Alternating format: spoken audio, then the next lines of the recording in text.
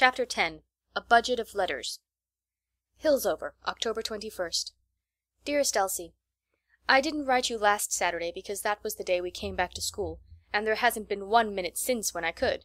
We thought perhaps Miss Jane would let us off from the abstracts on Sunday, because it was the first day, and school was hardly begun, and if she had I was going to write to you instead, but she didn't. She said the only way to keep girls out of mischief was to keep them busy. Rose Red is sure that something has gone wrong with Miss Jane's missionary during the vacation. She's so dreadfully cross. Oh dear, how I do hate to come back and be scolded by her again. I forget if I told you about the abstracts. They are of the sermons on Sunday, you know, and we have to give the texts and the heads and as much as we can remember of the rest. Sometimes Dr. Prince begins, "I shall divide my subject into 3 parts," and tells what they are going to be. When he does that, most of the girls take out their pencils and put them down, and then they don't listen any more. Katy and I don't, for she says it isn't right not to listen some.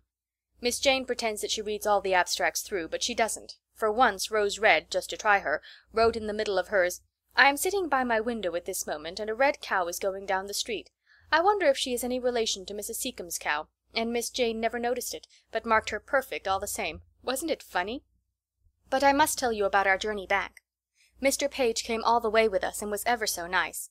Clarence rode down in the carriage to the depot. He gave me a real pretty India rubber and gold pencil for a good-bye present. I think you and Dorry would like Clarence, only just at first you might say he was rather rude and cross. I did, but now I like him ever so much. Cousin Olivia gave Katy a worked collar and sleeves, and me an embroidered pocket-handkerchief with clover leaves in the corner. Wasn't it kind?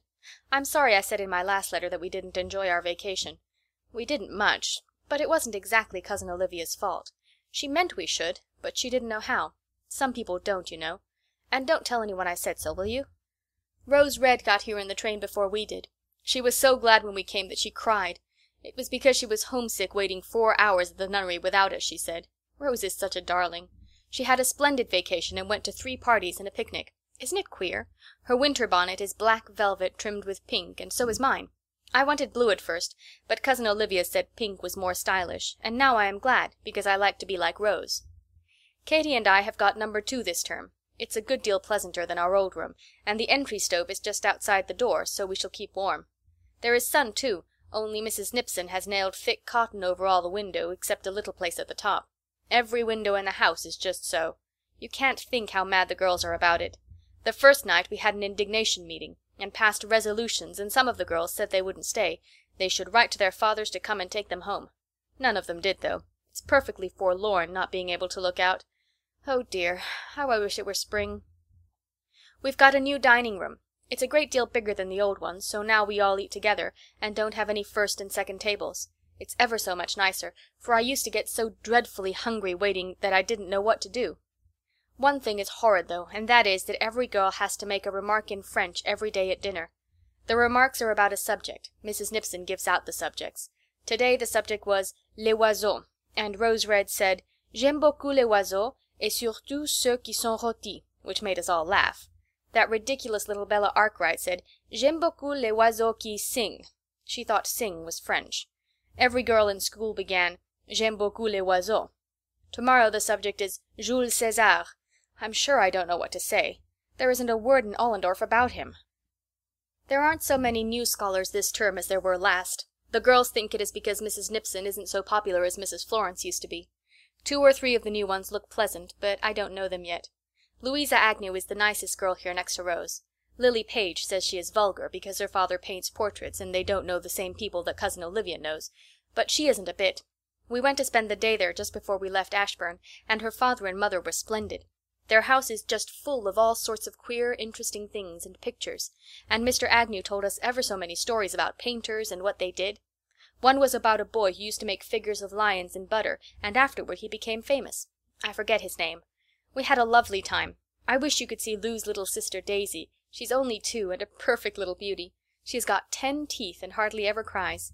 Please ask Papa— Just as Clover had got to this point, she was interrupted by Katy, who walked in with her hat on, and a whole handful of letters. "See here," she cried. "Isn't this delightful? Miss Marsh took me with her to the post office, and we found these. 3 for you, and 2 for me, and 1 for Rose. Wait a minute till I give Rose hers, and we'll read them together." In another moment the 2 were cosily seated with their heads close together, opening their budget. First came one from Papa. My dearest daughters, it's for you too, you see, said Katy. Last week came your letter of the 31st, and we were glad to hear that you were well and ready to go back to school. By the time this reaches you, you will be in Hillsover, and your winter term begun. Make the most of it, for we all feel as if we could never let you go from home again. Johnny says she shall rub Spaulding's prepared glue all over your dresses when you come back, so that you cannot stir. I am a little of the same way of thinking myself. Cecy has returned from boarding school, and set up as a young lady. Elsie is much excited over the party dresses which Mrs. Hall is having made for her, and goes over every day to see if anything new has come. I am glad on this account that you were away just now, for it would not be easy to keep steady heads and continue your studies with so much going on next door. I have sent Cousin Olivia a check to pay for the things she bought for you, and am much obliged to her for seeing that you were properly fitted out. Katy was very right to consider expense, but I wish you to have all things needful.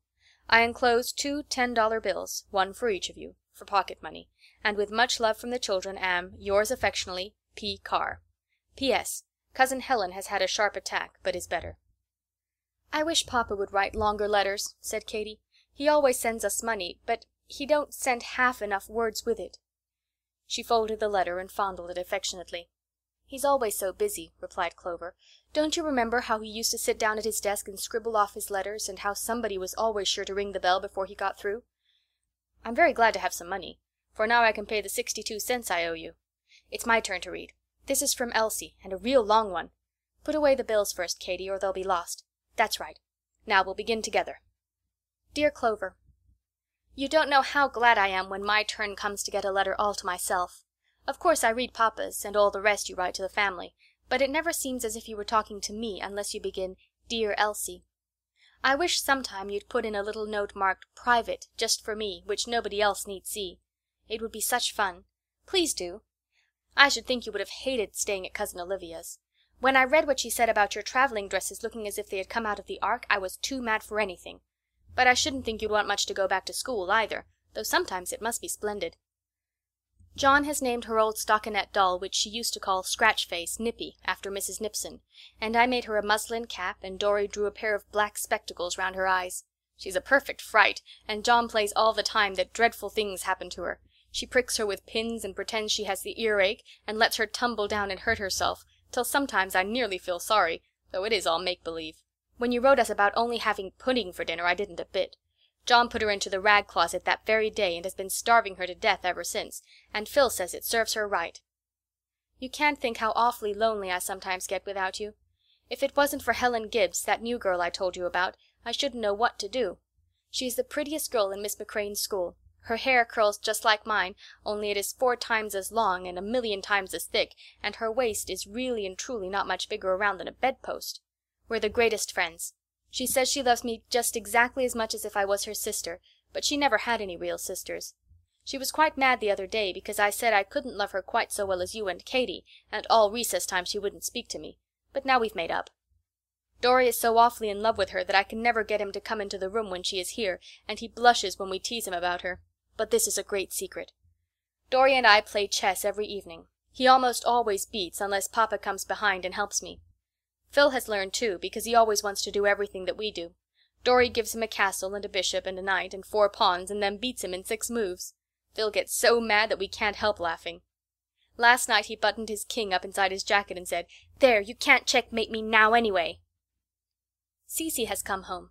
She is a young lady now. She does her hair up quite different and wears long dresses. This winter she is going to parties, and Mrs. Hall is going to have a party for her on Thursday, with real grown-up young ladies and gentlemen at it. Cecy has got some beautiful new dresses, a white muslin, a blue tarlatan, and a pink silk. The pink silk is the prettiest, I think. Cecy is real kind and lets me see all her things. She has got a lovely breastpin, too, and a new fan with ivory sticks, and all sorts of things. I wish I was grown up. It must be so nice. I was to tell you something, only you mustn't tell anybody except Katy. Don't you remember how Cecy used to say that she never was going out to drive with young gentlemen, but was going to stay at home and read the Bible to poor people? Well, she didn't tell the truth, for she has been out 3 times already with Sylvester Slack in his buggy. When I told her she oughtn't to do so because it was breaking a promise, she only laughed and said I was a silly little girl. Isn't it queer? I want to tell you what an awful thing I did the other night. Maria Avery invited me to tea, and Papa said I might go. I didn't want to much, but I didn't know what to tell Maria, so I went. You know how poor they are, and how Aunt Izzie used to say that they were touchy, so I thought I would take great care not to hurry home right after tea for fear they would think I wasn't having a good time. So I waited and waited and waited and got so sleepy that I had to pinch my fingers to keep awake. At last I was sure that it must be almost 9, so I asked Mr. Avery if he'd please take me home, and don't you believe when we got there it was 10:15 and Papa was coming for me.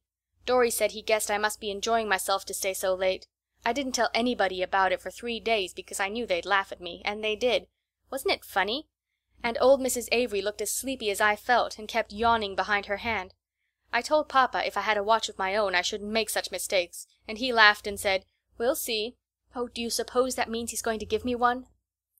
We are so proud of Dorry's having taken 2 prizes at the examination yesterday. He took the 2nd Latin prize and the 1st mathematics. Dr. Pullman says he thinks Dorry is one of the most thorough boys he ever saw. Isn't that nice? The prizes were books. One was the life of Benjamin Franklin, and the other the life of General Butler. Papa says he doesn't think much of the life of Butler, but Dorry has begun it, and says it is splendid. Phil says when he takes a prize he wants candy and a new knife, but he'll have to wait a good while unless he studies harder than he does now. He's just come in to tease me to go up into the garret and help him get down his sled, because he thinks it is going to snow, but there isn't a sign of it, and the weather is quite warm. I asked him what I should say for him to you, and he said, "Oh, tell her to come home and anything you please." I said, "Shall I give her your love and say that you are very well?" And he says, "Oh, yes, Miss Elsie, I guess you'd think yourself mighty well if your head ached as much as mine does every day." Don't be frightened, however, for he's just as fat and rosy as can be. But almost every day he says he feels sick about school time. When Papa was at Moorfield, Miss Finch believed him and let him stay home 2 mornings. I don't wonder at it, for you can think what a face he makes up. But he got well so fast that she pays no attention to him now. The other day, about 11 o'clock, Papa met him coming along the road, shying stones at the birds and making lots of noise. He told Papa he felt so sick that his teacher had let him go home, but Papa noticed that his mouth looked sticky, so he opened his dinner basket and found that the little scamp had eaten up all his dinner on the road, corned beef, bread and butter, a great piece of mince pie, and 6 pears. Papa couldn't help laughing, but he made him turn around and go right back to school again. I told you in my last about Johnny's going to school with me now. She's very proud of it, and is always talking about Elsie's and my school. She's twice as smart as the other girls of her age. Miss McCrane has put her into the composition class, where they write compositions on their slates. The first subject was a kitten, and John's began, "She's a dear, little, soft, scratching thing, only you'd better not pull her by the tail, but she's real cunning." All the girls laughed, and Johnny called out, "Well, it's true, anyhow." I can't write any more, for I must study my Latin. Besides, this is the longest letter that ever was. I have been 4 days writing it. Please send me one just as long. Old Mary and the children send lots of love, and Papa says, "Tell Katy if a pudding diet sets her to growing again, she must come home at once, for he couldn't afford it." Oh, dear, how I wish I could see you. Please give my love to Rose Red. She must be perfectly splendid. Your affectionate Elsie. Oh, the dear little duck. Isn't that just like her? Said Clover. I think Elsie has a real genius for writing, don't you? She tells all the little things and is so droll and cunning. Nobody writes such nice letters. Who's that from, Katy? Cousin Helen, and it's been such a long time coming. Just look at this date, September 22nd, a whole month ago. Then she began to read. Dear Katy, it seems a long time since we have had a talk, but I have been less well lately, so that it has been difficult to write. Yesterday I sat up for the first time in several weeks, and today I am dressed and beginning to feel like myself. I wish you could see my room this morning.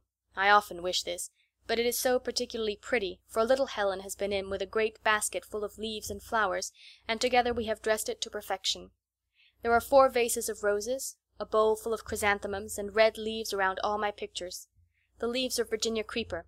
It doesn't last long, but it is lovely while it lasts. Helen also brought a bird's nest which the gardener found in a hawthorn tree on the lawn. It hangs on a branch, and she has tied it to one side of my bookshelves. On the opposite side is another nest quite different, a great gray hornet's nest, as big as a bandbox, which came from the mountains a year ago. I wonder if any such grow in the woods about Hillsover. In spite of the red leaves, the day is warm as summer, and the windows stand wide open. I suppose it is cooler with you, but I know it is delicious cold. Now that I think of it, you must be in Ashburn by this time. I hope you will enjoy every moment of your vacation. October 19th. I did not finish my letter the day it was begun, dear Katy, and the next morning it proved that I was not so strong as I fancied, and I had to go to bed again. I am still there, and, as you see, writing with a pencil. But do not be worried about me, for the doctor says I am mending, and soon I hope to be up and in my chair. The red leaves are gone, but the roses are lovely as ever, for little Helen keeps bringing me fresh ones. She has just been in to read me her composition. The subject was stars, and you can't think how much she found to say about them. She is a bright little creature, and it is a great pleasure to teach her. I am hardly ever so sick that she cannot come for her lessons, and she gets on fast. We have made an arrangement that when she knows more than I do, she is to give me lessons, and I am not sure that the time is so very far off. I must tell you about my Ben. He is a new canary which was given me in the summer, and lately he has grown so delightfully tame that I feel as if it were not a bird at all, but a fairy prince come to live with me and amuse me. The cage door is left open always now, and he flies in and out as he likes. He is a restless, inquisitive fellow, and visits any part of the room, trying each fresh thing with his bill to see if it is good to eat, and then perching on it to see if it is good to sit upon. He mistakes his own reflection in the looking-glass for another canary, and sits on the pincushion twittering and making love to himself for half an hour at a time. To watch him is one of my greatest amusements, especially just now when I am in bed so much.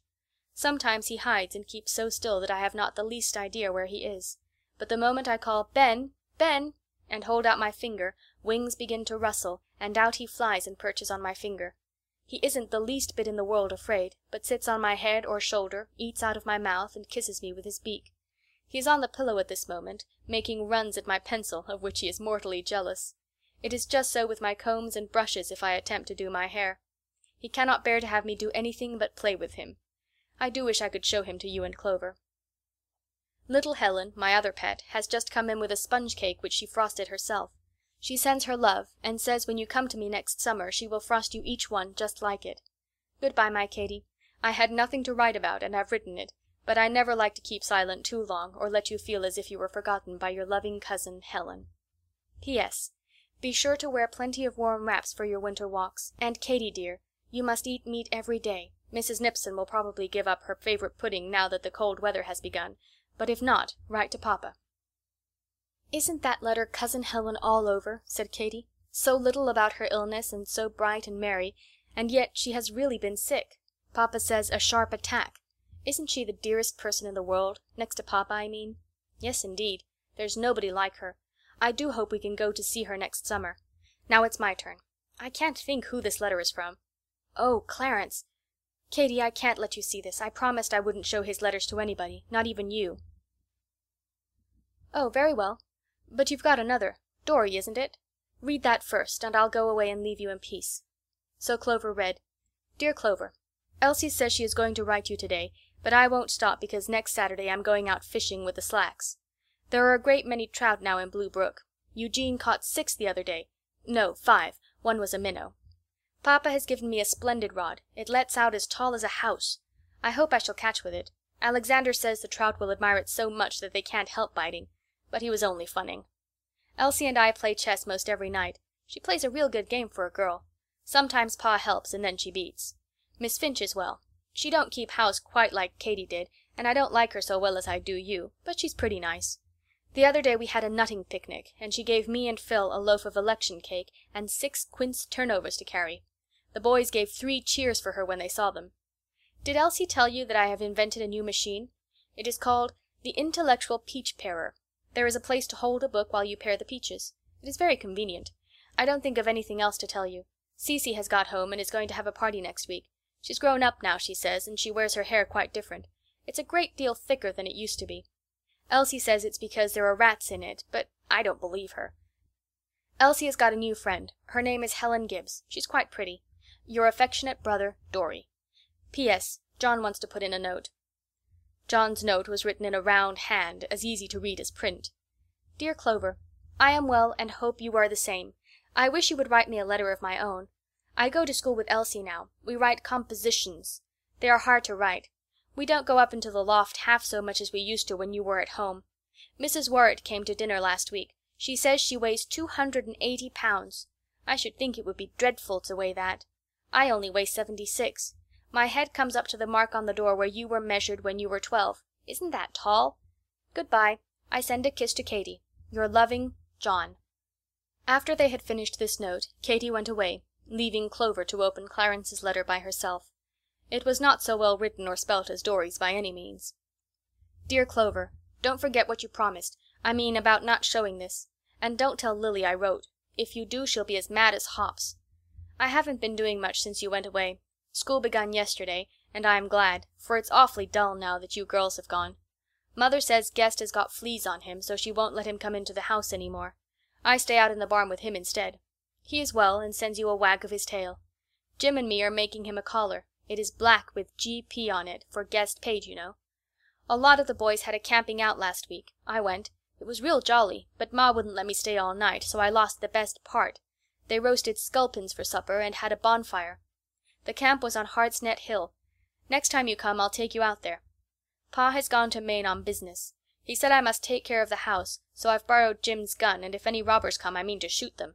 I always go to sleep with a broom against the door so as to wake up when they open it. This morning I thought they had come, for the broom was gone, and the gun too, but it was only Bridget. She opened the door and it fell down, but I didn't wake up, so she took it away and put the gun in the closet. I was mad, I can tell you. This is only a short letter, but I hope you will answer it soon. Give my love to Katy, and tell Dorry that if he likes I'll send him my compass for his machinery, because I've got two. Your affectionate cousin, Clarence Page. This was the last of the budget. As Clover folded it up, she was dismayed by the tinkle of the tea-bell. "Oh, dear," she cried, "there's tea, and I've not finished my letter to Elsie. Where has the afternoon gone? How splendid it has been! I wish I could have 4 letters every day as long as I live." End of Chapter 10. Chapter 11. Christmas Boxes. October was a delightful month, clear and sparkling, but early in November the weather changed and became very cold. Thick frosts fell, every leaf vanished from the woods, in the gardens only blackened stalks remained to show where once the summer flowers had been. In spite of the stove outside the door, number 2 began to be chilly. More than once Katy found her toothbrush stiff with ice in the morning. It was a foretaste of what the winter was to be, and the girls shivered at the prospect. Toward the end of November Miss Jane caught a heavy cold. Unsparing of herself as of others, she went on hearing her classes as usual, and nobody paid much attention to her hoarseness and flushed cheeks until she grew so much worse that she was forced to go to bed. There she stayed for nearly 4 weeks. It made a great change in the school, and the girls found it such a relief to have her sharp voice and eyes taken away that I am afraid they were rather glad of her illness than otherwise. Katy shared in this feeling of relief. She did not like Miss Jane. It was pleasant not to have to see or hear of her. But as day after day passed, and still she continued ill, Katy's conscience began to prick. One night she lay awake a long time and heard Miss Jane coughing violently. Katy feared she was very sick, and wondered who took care of her all night and all day. None of the girls went near her. The servants were always busy, and Mrs. Nipson, who did not love Miss Jane, was busy too. In the morning, while studying and practicing, Katy caught herself thinking over this question. At last she asked Miss Marsh, "How is Miss Jane today?" "About the same. She is not dangerously ill, the doctor says, but she coughs a great deal and has some fever." "Is anybody sitting with her?" "Oh, no, there's no need of anyone. Susan answers the bell, and she has her medicine on the table within reach." It sounded forlorn enough. Katy had lived in a sick room so long herself that she knew just how dreary it is for an invalid to be left alone with medicine within reach and someone to answer a bell. She began to feel sorry for Miss Jane, and almost without intending it, went down the entry and tapped at her door. The "Come in" sounded very faint, and Miss Jane, as she lay in bed, looked weak and dismal, and quite unlike the sharp, terrible person whom the girls feared so much. She was amazed at the sight of Katy, and made a feeble attempt to hold up her head and speak as usual. "What is it, Miss Carr?" "I only came to see how you are," said Katy, abashed at her own daring. "You coughed so much last night that I was afraid you were worse. Isn't there something I could do for you?" "Thank you," said Miss Jane. "You are very kind." Think of Miss Jane's thanking anybody and calling anybody kind. "I should be very glad. Isn't there anything?" repeated Katy, encouraged. "Well, I don't know. You might put another stick of wood on the fire," said Miss Jane in an ungracious tone. Katy did so, and seeing that the iron cup on top of the stove was empty, she poured some water into it. Then she took a look about the room. Books and papers were scattered over the table. Clean clothes from the wash lay on the chairs, Nothing was in its place, and Katy, who knew how particular Miss Jane was on the subject of order, guessed at the discomfort which this untidy state of affairs must have caused her. "Wouldn't you like to have me put these away?" she asked, touching the pile of clothes. Miss Jane sighed impatiently, but she did not say no, so Katy, taking silence for consent, opened the drawers and laid the clothes inside, guessing at the right places with a sort of instinct, and making as little noise and bustle as possible. Next she moved quietly to the table, where she sorted and arranged the papers, piled up the books, and put the pens and pencils in a small tray which stood there for the purpose. Lastly she began to dust the table with her pocket-handkerchief, which proceeding roused Miss Jane at once. "Don't," she said. "There's a duster in the cupboard." Katy could not help smiling, but she found the duster and proceeded to put the rest of the room into nice order, laying a fresh towel over the bedside table, and arranging watch, medicine, and spoon within reach. Miss Jane lay and watched her. I think she was as much surprised at herself for permitting all this as Katy was at being permitted to do it. Sick people often consent because they feel too weak to object. After all, it was comfortable to have someone come in and straighten the things which for 10 days past had vexed her neat eyes with their untidiness. Lastly, smoothing the quilt, Katy asked if Miss Jane wouldn't like to have her pillow shaken up. "I don't care," was the answer. It sounded discouraging, but Katy boldly seized the pillow, beat, smoothed, and put it again in place. Then she went out of the room as noiselessly as she could, Miss Jane never saying thank you, or seeming to observe whether she went or stayed. Rose Red and Clover could hardly believe their ears when told where she had been. They stared at her as people stare at Van Omberg when he comes safely out of the lion's den. "My stars!" exclaimed Rose, drawing a long breath. "You didn't really? And she hasn't bitten your head off?" "Not a bit," said Katy, laughing. "What's more, I'm going again." She was as good as her word. After that she went to see Miss Jane very often. Almost always there was some little thing which she could do. The fire needed mending, or the pitcher to be filled with ice water, or Miss Jane wanted the blinds opened or shut. Gradually she grew used to seeing Katy about the room. One morning she actually allowed her to brush her hair, and Katy's touch was so light and pleasant that afterwards Miss Jane begged her to do it every day. "What makes you such a good nurse?" she asked one afternoon, rather abruptly. "Being sick myself," replied Katy gently. Then, in answer to farther questioning, she told of her 4 years' illness, and her life upstairs, keeping house and studying lessons all alone by herself. Miss Jane did not say anything when she got through, but Katy fancied she looked at her in a new and kinder way. So time went on till Christmas. It fell on a Friday that year, which shortened the holidays by a day and disappointed many of the girls. Only a few went home, the rest were left to pass the time as best they might till Monday, when lessons were to begin again. "It isn't much like Merry Christmas," sighed Clover to herself as she looked up at the uncottoned space at the top of the window and saw great snowflakes wildly whirling by. Number 2 felt cold and dreary, and she was glad to exchange it for the schoolroom, round whose warm stove a cluster of girls was huddling. Everybody was in bad spirits. There was a tendency to talk about home, and the nice time which people were having there, and the very bad time they themselves were having at the nunnery. "Isn't it miserable? I shall cry all night. I know I shall. I'm so homesick," gulped Lily, who had taken possession of her roommate's shoulder and was weeping ostentatiously. "I declare, you're just Mrs. Gummidge and David Copperfield over again," said Rose. "You recollect her, girls, don't you? When the porridge was burnt, you know. All of us felt the disappointment, but Mrs. Gummidge felt it the most. Isn't Lily a real Mrs. Gummidge, girls?" The observation changed Lily's tears into anger. "You're as hateful and as horrid as you can be, Rose Red," she exclaimed angrily. Then she flew out of the room and shut the door behind her with a bang. "There, she's gone upstairs to be mad," said Louisa Agnew. "I don't care if she has," replied Rose, who was in a perverse mood. "I wish you hadn't said that, Rosie," whispered Clover. "Lily really felt badly." "Well, what if she did? So do I feel badly, and you, and the rest of us. Lily hasn't taken out a patent for bad feelings, which nobody must infringe. What business has she to make us feel badder by setting up to be so much worse than the rest of the world?" Clover said nothing, but went on with a book she was reading. In less than 10 minutes Rose, whose sun seldom stayed long behind a cloud, was at her elbow, dimpling and coaxing. "I forgive you," she whispered, giving Clover's arm a little pinch. "What for?" "For being in the right. About Lily, I mean. I was rather hateful to her, I confess.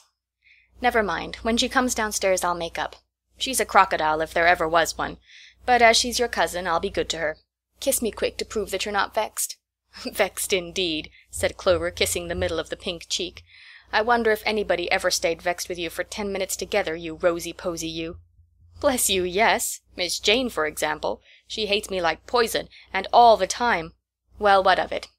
I know she's sick, but I can't tell a lie, Pa, on that account. Where's Katy?" "Gone in to see her, I believe."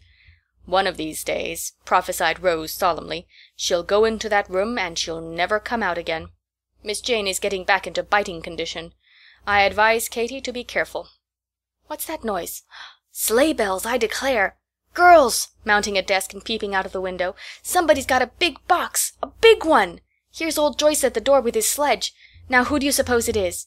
"It's for me, I'm sure it's for me," cried half a dozen voices. "Bella, my love, peep over the balusters and see if you can't see the name," cried Louisa, and Bella, nothing loath, departed at once on this congenial errand. "No, I can't," she reported, coming back from the hall. "The name's tipped up against the wall. There's 2 boxes. One is big and one is little." "Oh, who can they be for?" clamored the girls. Half the school expected boxes, and had been watching the storm all day, with a dreadful fear that it would block the roads and delay the expected treasures. At this moment Mrs. Nipson came in. "There will be the usual study hour this evening," she announced. "All of you will prepare lessons for Monday morning. Miss Carr, come here for a moment, if you please." Clover, wondering, followed her into the entry. "A parcel has arrived for you, and a box," said Mrs. Nipson. "I presume that they contain articles for Christmas. I will have the nails removed, and both of them placed in your room this evening, but I expect you to refrain from examining them until tomorrow. The vacation does not open until after study hour tonight, and it will then be too late for you to begin." "Very well, ma'am," said Clover demurely, but the minute Mrs. Nipson's back was turned she gave a jump and rushed into the schoolroom. "Oh, girls," she cried, "what do you think? Both the boxes are for Katy and me." "Both?" cried a disappointed chorus. "Yes, both. Nipson said so. I'm sorry for you, but isn't it nice for us? We've never had a box from home before, you know, and I didn't think we should, it's so far off. Oh, it's too lovely, but I do hope yours will come tonight." Clover's voice was so sympathizing, for all its glee, that nobody could help being glad with her. "You little darling," said Louisa, giving her a hug. "I'm rejoiced that the box is yours. The rest of us are always getting them, and you and Katy never had a thing before. I hope it's a nice one." Study hour seemed unusually long that night. The minute it was over the sisters ran to number 2. There stood the boxes, a big wooden one with all the nails taken out of the lid, and a small paper one, carefully tied up and sealed. It was almost more than the girls could do to obey orders and not peep. "I feel something hard," announced Clover, inserting a finger-top under the lid. "Oh, do you?" cried Katy. Then, making a heroic effort, she dumped into the bed. "It's the only way," she said. "You'd better come too, Clovy. Blow the candle out and let's get to sleep as fast as we can so as to make morning come quicker." Katy dreamed of home that night. Perhaps it was that which made her wake so early. It was not 5 o'clock, and the room was perfectly dark. She did not like to disturb Clover, so she lay perfectly still for hours, as it seemed, till a faint gray dawn crept in and revealed the outlines of the big box standing by the window. Then she could wait no longer, but crept out of bed, crossed the floor on tiptoe, and raising the lid a little, put in her hand. Something crumbly and sugary met it, and when she drew it out, there, fitting on her finger like a ring, was a round cake with a hole in the middle of it. "Oh, it's one of Debbie's jumbles!" she exclaimed. "Where? What are you doing? Give me one, too!" cried Clover, starting up. Katy rummaged till she found another, then, half frozen, she ran back to bed, and the two lay nibbling the jumbles and talking about home till dawn deepened into daylight and morning was fairly come. Breakfast was half an hour later than usual, which was comfortable. As soon as it was over, the girls proceeded to unpack their box. The day was so cold that they wrapped themselves in shawls, and Clover put on a hood and thick gloves. Rose Red, passing the door, burst out laughing, and recommended that she should add india rubbers and an umbrella. "Come in," cried the sisters. "Come in and help us open our box." "Oh, by the way, you have a box, haven't you?" said Rose, who was perfectly aware of the important fact, and had presented herself with the hope of being asked to look on. "Thank you, but perhaps I would better come some other time. I shall be in your way." "You humbug," said Clover, while Katy seized Rose and pulled her into the room. "There, sit on the bed, you ridiculous goose, and put on my gray cloak. How can you be so absurd as to say you won't? You know we want you, and you know you came on purpose." "Did I?" "Well, perhaps I did," laughed Rose. Then Katy lifted off the lid and set it against the door. It was an exciting moment. "Just look here," cried Katy. The top of the box was mostly taken up with 4 square paper boxes, round which parcels of all shapes and sizes were wedged and fitted. The whole was a miracle of packing. It had taken Miss Finch 3 mornings with assistance from old Mary and much advice from Elsie to do it so beautifully. Each box held a different kind of cake. One was of jumbles, another of gingersnaps, a third of crullers, and the fourth contained a big square loaf of frosted plum cake, with a circle of sugar almonds set in the frosting. How the trio exclaimed at this! "I never imagined anything so nice," declared Rose with her mouth full of jumble. "As for those snaps, they're simply perfect. What can be in all those fascinating bundles? Do hurry and open one, Katy." Dear little Elsie! The first 2 bundles opened were hers, a white hood for Katy and a blue one for Clover, both of her own knitting and so nicely done. The girls were enchanted. "How she has improved," said Katy. "She knits better than either of us, Clover." "There never was such a clever little darling," responded Clover, and they patted the hoods, tried them on before the glass, and spent so much time in admiring them that Rose grew impatient. "I declare," she cried, "it isn't any of my funeral, I know, but if you don't open another parcel soon, I shall certainly fall to myself. It seems as if, what with cold and curiosity, I couldn't wait." "Very well," said Katy, laying aside her hood, with one final glance. "Take out a bundle, Clover, it's your turn." Clover's bundle was for herself, Evangeline in blue and gold, and pretty soon Golden Legend in the same binding appeared for Katy. Both these were from Dorry. Next came a couple of round packages of exactly the same size. These proved to be inkstands covered with Russian leather, one marked Katy from Johnny, and the other Clover from Phil.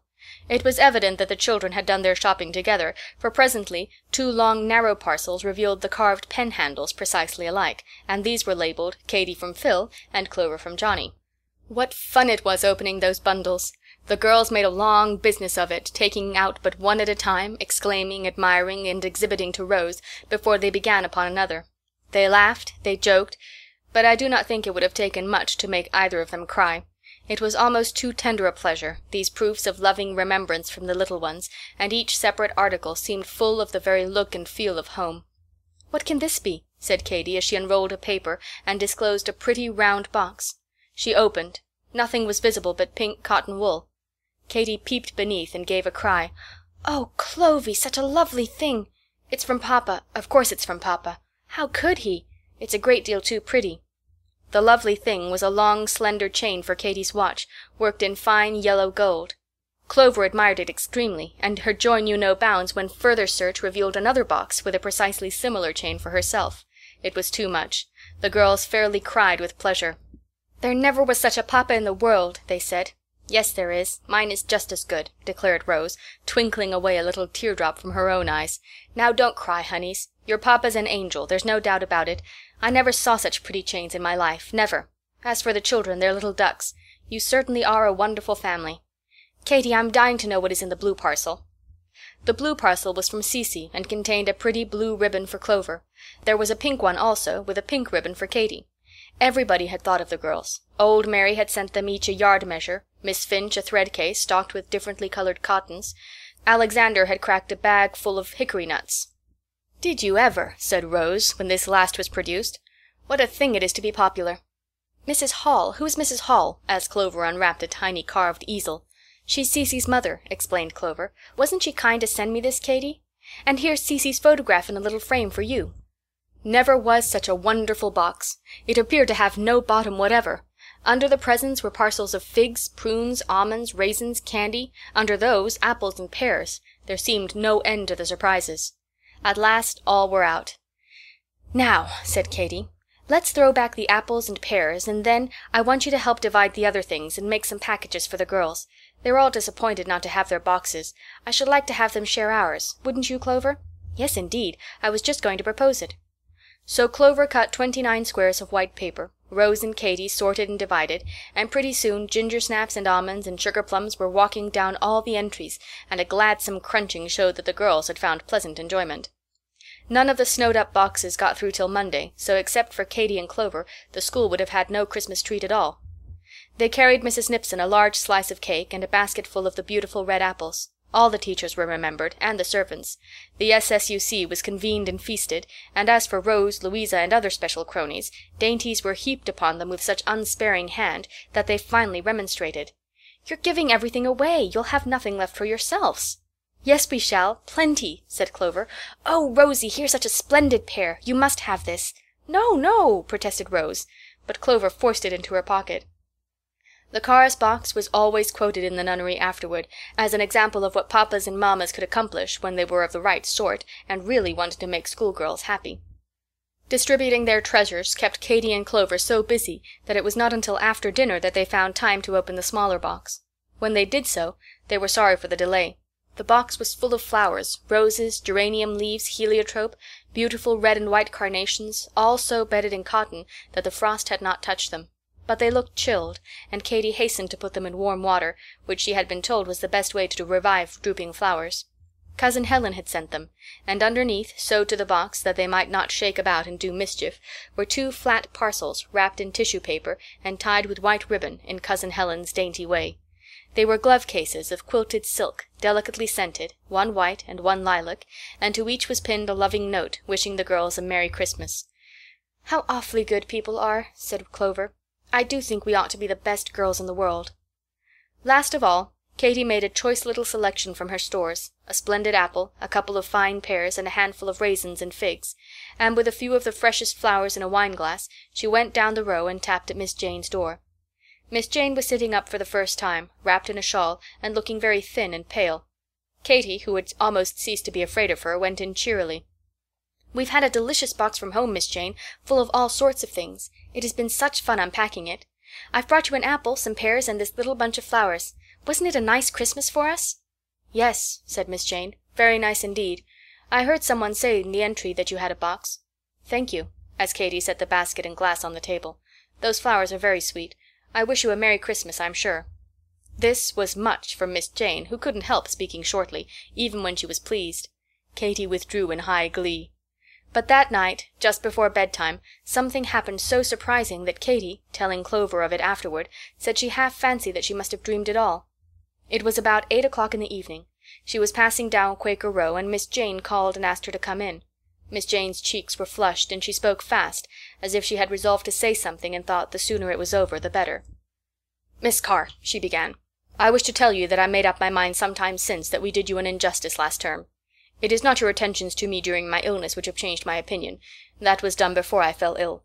It is your general conduct and the good influence which I have seen you exert over other girls which convince me that we must have been wrong about you. That is all. I thought you might like to hear me say this, and I shall say the same to Mrs. Nipson." "Thank you," said Katy. "You don't know how glad I am." She half thought she would kiss Miss Jane, but somehow it didn't seem possible, so she shook hands very heartily instead, and flew to her room, feeling as if her feet were wings. "It seems too good to be true. I want to cry, I'm so happy," she told Clover. "What a lovely day this has been." And of all she had received, I think Katy considered this explanation with Miss Jane as her very best Christmas box. End of Chapter 11. Chapter 12. Waiting for Spring. School was a much happier place after this. Mrs. Nipson never alluded to the matter, but her manner altered. Katy felt that she was no longer watched or distrusted, and her heart grew light. In another week Miss Jane was so much better as to be hearing her classes again. Illness had not changed her materially. It is only in novels that rheumatic fever sweetens tempers and makes disagreeable people over into agreeable ones. Most of the girls disliked her as much as ever. Her tongue was just as sharp, and her manner as grim. But for Katy, from that time forward, there was a difference.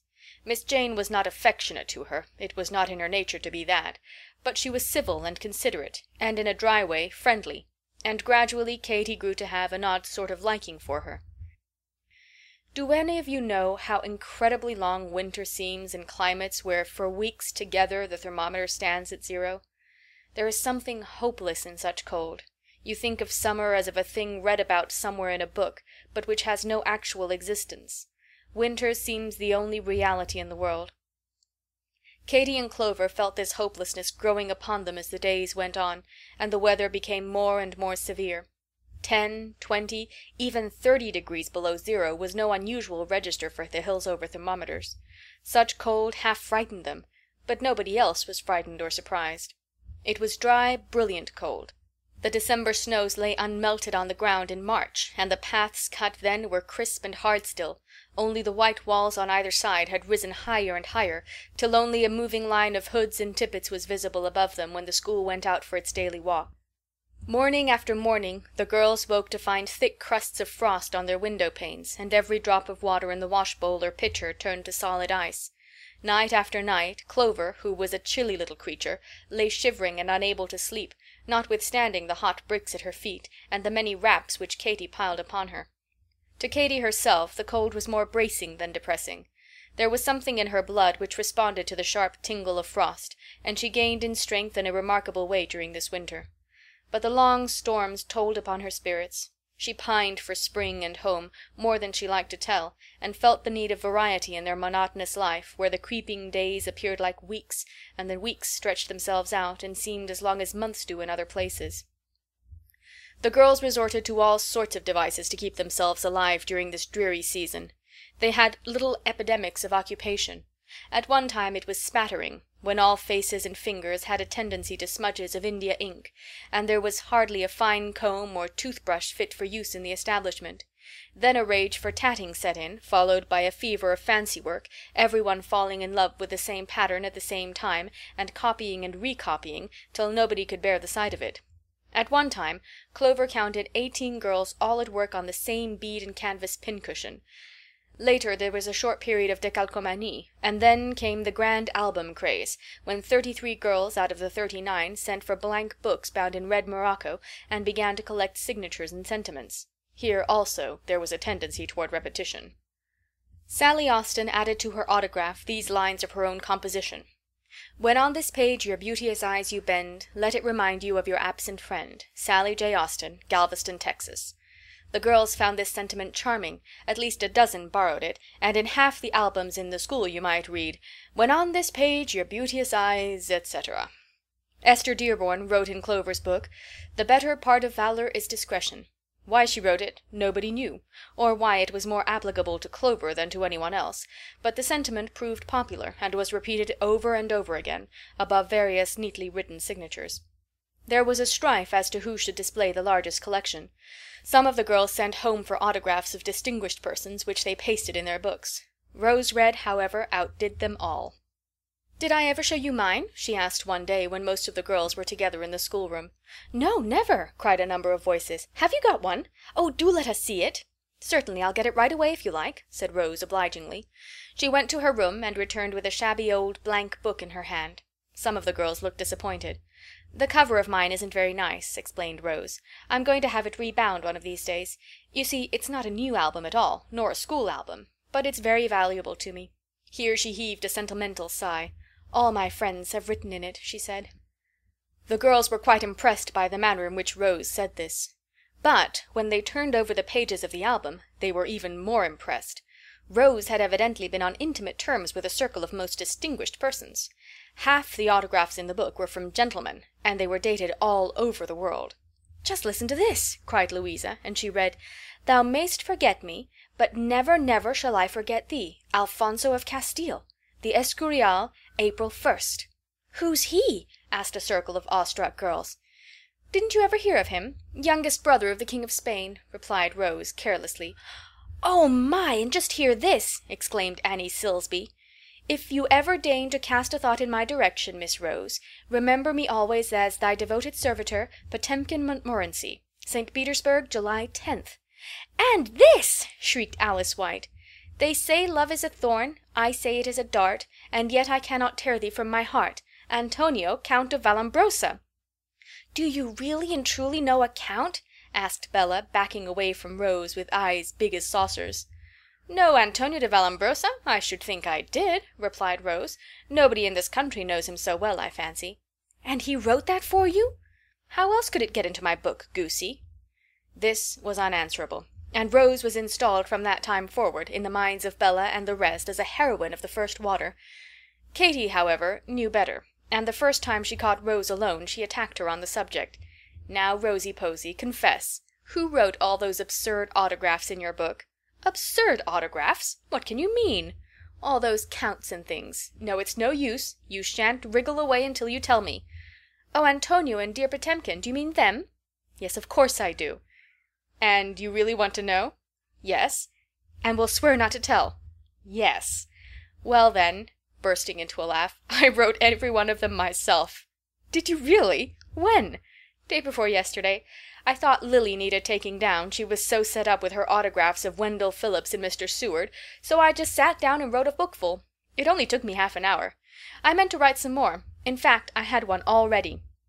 I am dead or pretty near, David's done for me, I fear, Goliath of Gath.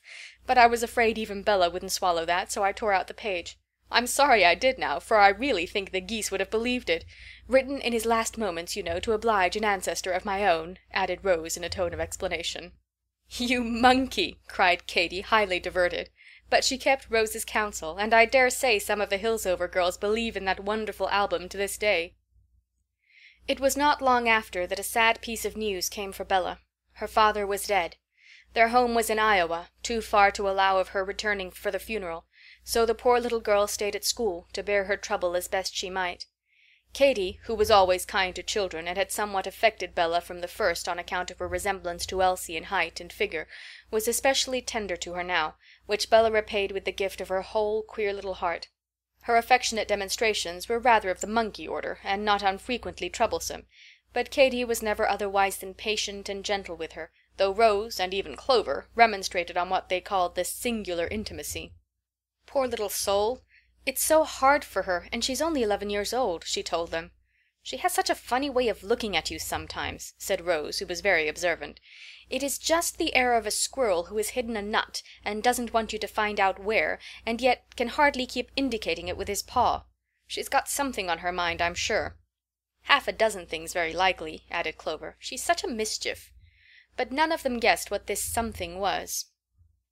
Early in January Mrs. Nipson announced that in 4 weeks she proposed to give a soiree to which all young ladies whose records were entirely free from marks during the intervening period would be allowed to come. This announcement created great excitement, and the school set itself to be good. But marks were easy to get, and gradually one girl after another lost her chance, till by the appointed day only a limited party descended to join the festivities, and nearly half the school was left upstairs to sigh over past sins. Katy and Rose were among the unlucky ones. Rose had incurred a mark by writing a note in study hour, and Katy by being 5 minutes late to dinner. They consoled themselves by dressing Clover's hair and making her look as pretty as possible, and then stationed themselves in the upper hall at the head of the stairs to watch her career and get as much fun out of the occasion as they could. Pretty soon they saw Clover below on Professor Seacombe's arm. He was a kingly, pleasant man with a bald head, and it was a fashion among the girls to admire him.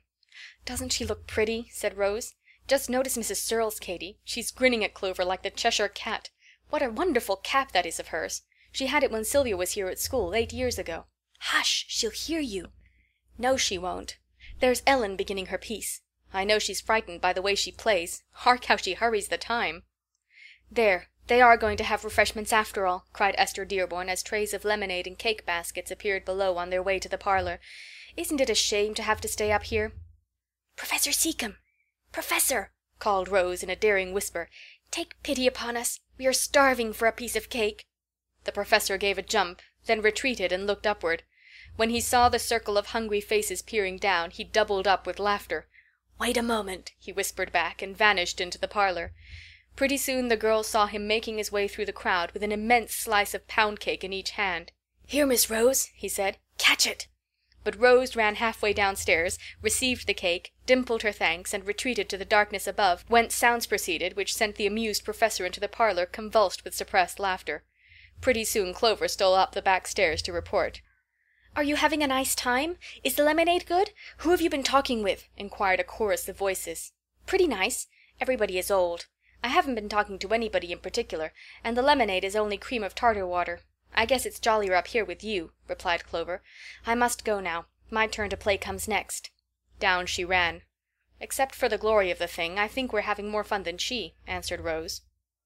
Next week came St. Valentine's Day. Several of the girls received valentines from home, and they wrote them to each other. Katy and Clover both had one from Phil, exactly alike, with the same purple bird in the middle of the page and "I love you" printed underneath, and they joined in fabricating a gorgeous one for Rose, which was supposed to come from Potemkin de Montmorency, the hero of the album. But the most surprising valentine was received by Miss Jane. It came with the others while all the household were at dinner. The girls saw her redden and look angry, but she put the letter in her pocket and said nothing. In the afternoon it came out through Bella that Miss Jane's letter was in poetry, and that she was just as mad as fire about it. Just before tea, Louisa came running down the row to number 5, where Katy was sitting with Rose. "Girls, what do you think? That letter which Miss Jane got this morning was a valentine. The most dreadful thing, but so funny!" She stopped to laugh. "How do you know?" cried the other two. "Miss Marsh told Alice Gibbons. She's a sort of cousin, you know, and Miss Marsh often tells her things. She says Miss Jane and Mrs. Nipson are furious and are determined to find out who sent it. It was from Mr. Hardhack, Miss Jane's missionary. Or no, not from Mr. Hardhack, but from a cannibal who had just eaten Mr. Hardhack up, and he sent Miss Jane a lock of his hair and the recipe the tribe cooked him by. They found him very nice, he said, and he turned out quite tender. That was one of the lines in the poem. Did you ever hear of anything like it? Who do you suppose could have sent it?" "Who could it have been?" cried the others. Katy had one moment's awful misgiving, but a glance at Rose's face, calm and innocent as a baby's, reassured her. It was impossible that she could have done this mischievous thing. Katy, you see, was not privy to that entry in Rose's journal, "Pay Miss Jane off," nor aware that Rose had just written underneath, "Did it. February 14th, 1869. Nobody ever found out the author of this audacious valentine. Rose kept her own counsel, and Miss Jane probably concluded that the better part of valor was discretion, for the threatened inquiries were never made. And now it lacked but 6 weeks to the end of the term. The girls counted the days and practiced various devices to make them pass more quickly. Esther Dearborn, who had a turn for arithmetic, set herself to a careful calculation of how many hours, minutes, and seconds must pass before the happy time should come. Annie Silsby strung 42 tiny squares of cardboard on a thread, and each night slipped one off and burned it up in the candle. Others made diagrams of the time with a division for each day, and every night blotted one out with a sense of triumph. None of these devices made the time hasten. It never moved more slowly than now, when life seemed to consist of a universal waiting. But though Katy's heart bounded at the thought of home till she could hardly bear the gladness, she owned to Clover, "Do you know, much as I long to get away, I am half sorry to go. It is parting with something which we shall never have any more. Home is lovely, and I would rather be there than anywhere else. But if you and I live to be 100, we shall never be girls at boarding school again." End of Chapter 12. Chapter 13. Paradise Regained. "Only 7 days more to cross off," said Clover, drawing her pencil through one of the squares on the diagram pinned beside her looking-glass. "7 more, and then, oh, joy! Papa will be here, and we shall start for home." She was interrupted by the entrance of Katy, holding a letter and looking pale and aggrieved. "Oh, Clover," she cried, "just listen to this. Papa can't come for us. Isn't it too bad?" And she read, "Burnet, March 20th. My dear girls, I find that it will not be possible for me to come for you next week as I intended. Several people are severely ill, and old Mrs. Barlow struck down suddenly with paralysis, so I cannot leave. I am sorry, and so will you be, but there is no help for it. Fortunately, Mrs. Hall has just heard that some friends of hers are coming westward with their family, and she has written to ask them to take charge of you. The drawback to this plan is that you will have to travel alone as far as Albany, where Mr. Peters, Mrs. Hall's friend, will meet you. I have written to ask Mr. Page to put you on the train, and under the care of the conductor, on Tuesday morning. I hope you will get through without embarrassment. Mr. Peters will be at the station in Albany to receive you, or if anything should hinder him, you are to drive at once to the Delavan house where they are staying. I enclose a check for your journey. If Dorry were 5 years older, I should send him after you. The children are most impatient to have you back. Miss Finch has been suddenly called away by the illness of her sister-in-law, so Elsie is keeping house till you return. God bless you, my dear daughters, and send you safe. Yours affectionately, P. Carr." "Oh, dear," said Clover, with her lip trembling. "Now papa won't see Rosie." "No," said Katy, "and Rosie and Louisa and the rest won't see him. That is the worst of all. I wanted them to so much. And just think how dismal it will be to travel with people we don't know. It's too bad, I declare." "I do think old Mrs. Barlow might have put off being ill just 1 week longer," grumbled Clover. "It takes away half the pleasure of going home." The girls might be excused for being cross, for this was a great disappointment. There was no help for it, however, as papa said. They could only sigh and submit. But the journey, to which they had looked forward so much, was no longer thought of as a pleasure, only a disagreeable necessity, something which must be endured in order that they might reach home. 5, 4, 3 days. The last little square was crossed off. The last dinner was eaten. The last breakfast. There was much mourning over Katy and Clover among the girls who were to return for another year. Louisa and Ellen Gray were inconsolable, and Bella, with a very small pocket handkerchief held tightly in her hand, clung to Katy every moment, crying, and declaring that she would not let her go. The last evening she followed her into number 2, where she was dreadfully in the way of the packing, and, after various odd contortions and mysterious half-spoken sentences, said, "Say, won't you tell if I tell you something?" "What is it?" asked Katy absently, as she folded and smoothed her best gown. "Something," repeated Bella, wagging her head mysteriously and looking more like a thievish squirrel than ever. "Well, what is it? Tell me." To Katy's surprise, Bella burst into a violent fit of crying. "I'm real sorry I did it," she sobbed. "Real sorry. And now you'll never love me any more." "Yes, I will. What is it? Do stop crying, Bella dear, and tell me," said Katy, alarmed at the violence of the sobs. "It was for fun. Really and truly it was. But I wanted some cake, too," protested Bella, sniffing very hard. "What?" "And I didn't think anybody would know. Barry Searles doesn't care a bit for us little girls, only for big ones, and I knew if I said Bella he'd never give me the cake, so I said Miss Carr instead." "Bella, did you write that note?" inquired Katy, almost too much surprised to speak. "Yes, and I tied a string to your blind because I knew I could go in and draw it up when you were practicing. But I didn't mean to do any harm, and when Mrs. Florence was so mad and changed your room I was real sorry," moaned Bella, digging her knuckles into her eyes. "Won't you ever love me any more?" she demanded. Katy lifted her into her lap and talked so tenderly and seriously that her contrition, which was only half genuine, became real, and she cried in good earnest when Katy kissed her in token of forgiveness. "Of course you'll go at once to Mrs. Nipson," said Clover and Rose when Katy imparted this surprising discovery. "No, I think not. Why should I? It would only get poor little Bella into a dreadful scrape, and she's coming back again, you know. Mrs. Nipson does not believe that story now. Nobody does. We had lived it down, just as I hoped we should. That is much better than having it contradicted." "I don't think so, and I should enjoy seeing that little wretch of a Bella well whipped," persisted Rose. But Katy was not to be shaken. "To please me, promise that not a word shall be said about it," she urged. And, to please her, the girls consented. I think Katy was right in saying that Mrs. Nipson no longer believed her guilty in the affair of the note. She had been very friendly to both the sisters of late, and when Clover carried in her album and asked for an autograph, she waxed quite sentimental and wrote, "I would not exchange the modest Clover for the most beautiful parterre, so bring it back, I pray thee, to your affectionate teacher, Mary Ann Nipson," which effusion quite overwhelmed the modest Clover, and called out the remark from Rose, "Don't she wish she may get you?" Miss Jane said twice, "I shall miss you, Katy," a speech which, to quote Rose again, made Katy look as surprised as Balaam. Rose herself was not coming back to school. She and the girls were half broken-hearted at parting. They lavished tears, kisses, promises of letters, and vows of eternal friendship. Neither of them, it was agreed, was ever to love anybody else so well.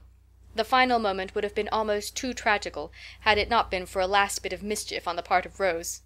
It was after the stage was actually at the door, and she had her foot on the step, that, struck by a happy thought, she rushed upstairs again, collected the girls, and each taking a window, they tore down the cotton, flung open the sashes, and startled Mrs. Nipson, who stood below, by the simultaneous waving therefrom of many white flags.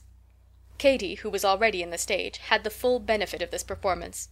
Always after that, when she thought of the nunnery, her memory recalled this scene. Mrs. Nipson in the doorway, Bella blubbering behind, and overhead the windows crowded with saucy girls, laughing and triumphantly flapping the long cotton strips which had for so many months obscured the daylight for them all.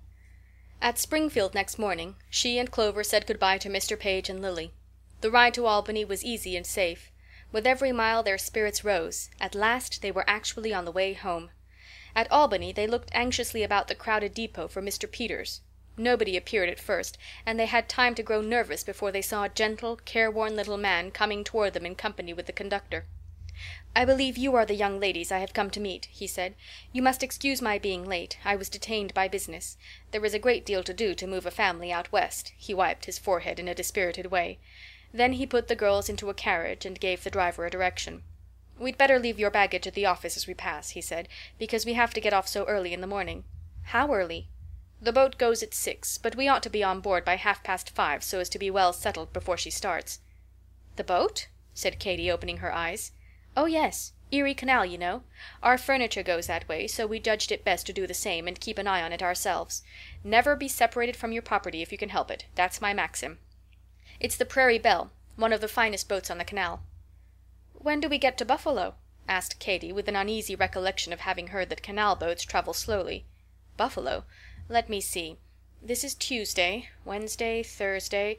Well, if we're lucky we ought to be there Friday evening, so if we're not too late to catch the night boat on the lake, you'll reach home Saturday afternoon." 4 days! The girls looked at each other with dismay too deep for words. Elsie was expecting them by Thursday at latest. What should they do? Telegraph was the only answer that suggested itself.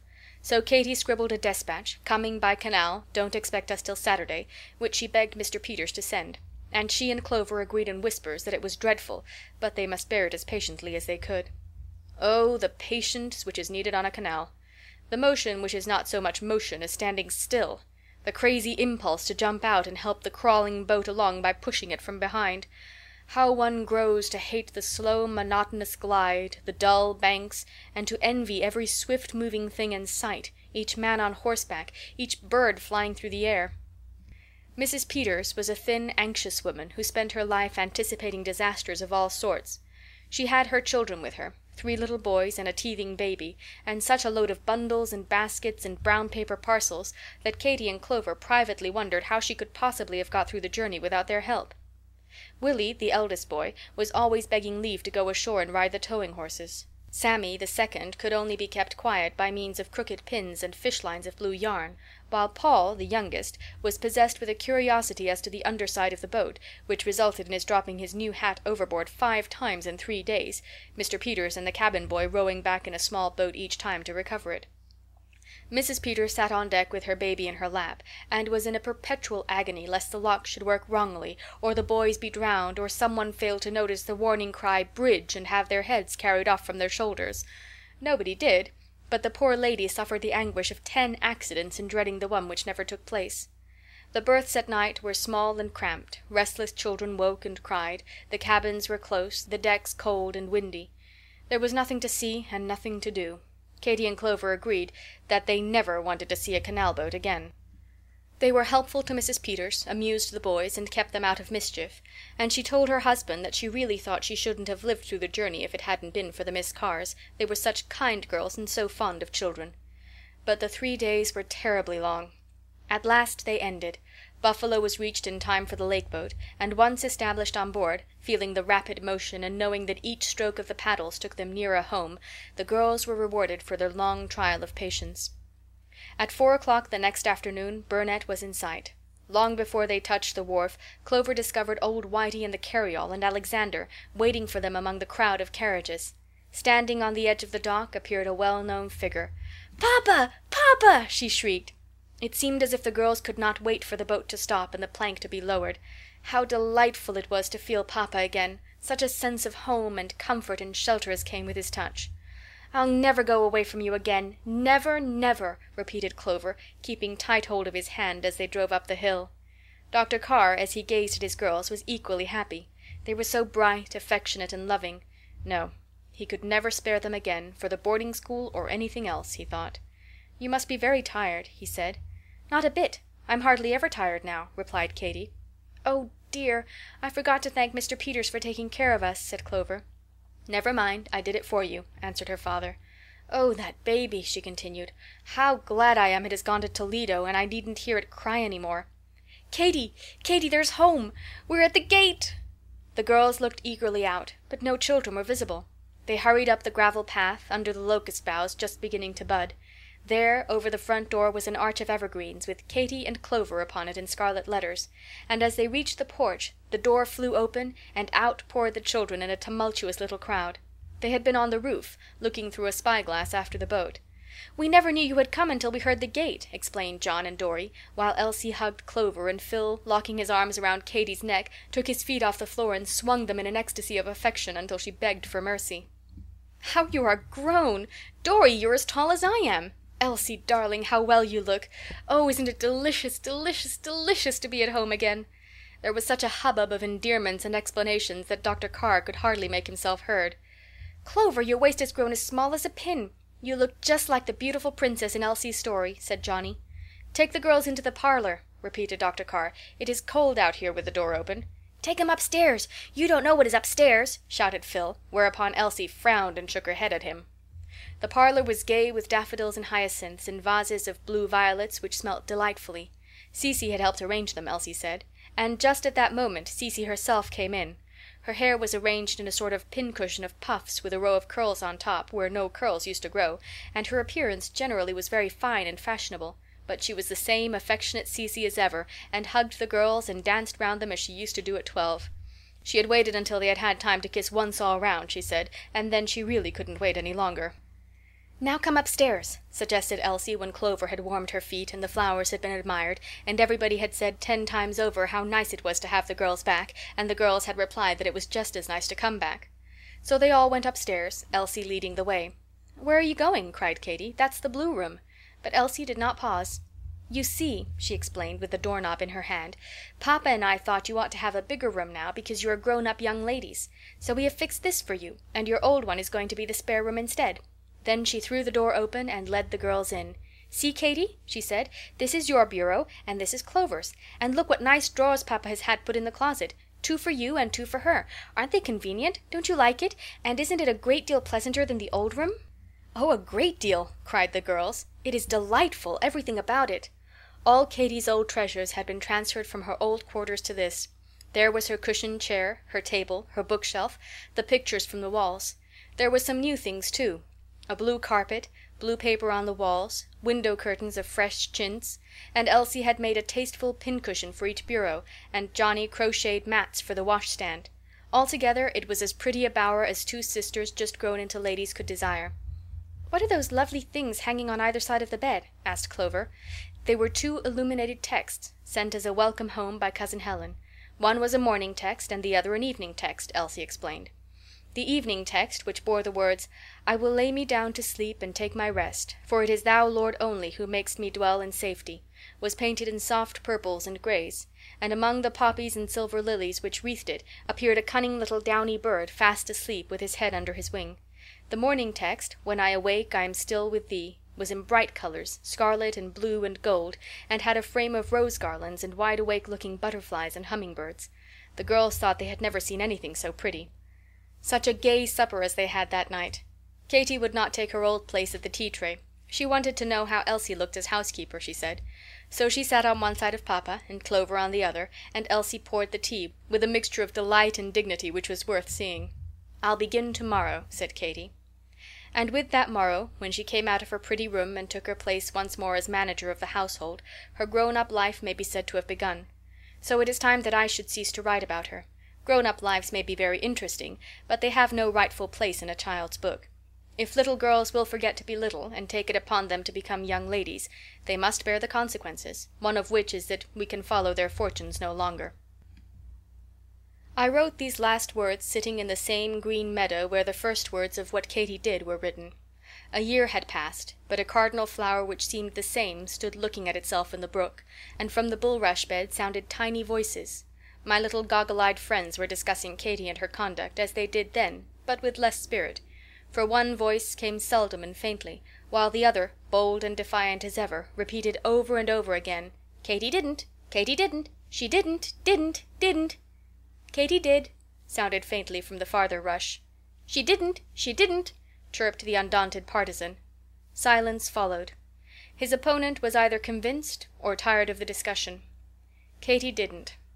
The words repeated themselves in my mind as I walked homeward. How much room for didn'ts there is in the world, I thought. What an important part they play. And how glad I am that, with all her own and other people's doings, so many of these didn'ts were included among the things which my Katy did at school. End of chapter 13. End of What Katy Did at School.